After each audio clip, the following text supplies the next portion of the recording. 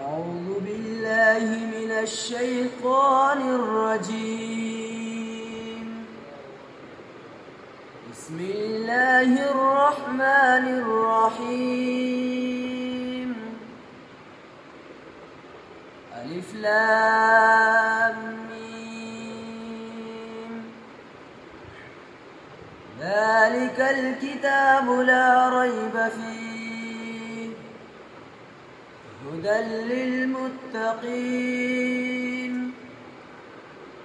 الذين يؤمنون بالغيب ويقيمون الصلاة ومما رزقناهم ينفقون والذين يؤمنون بما أنزل إليك وما أنزل من قبلك وبالآخرة هم يوقنون أولئك على هدى من ربهم وأولئك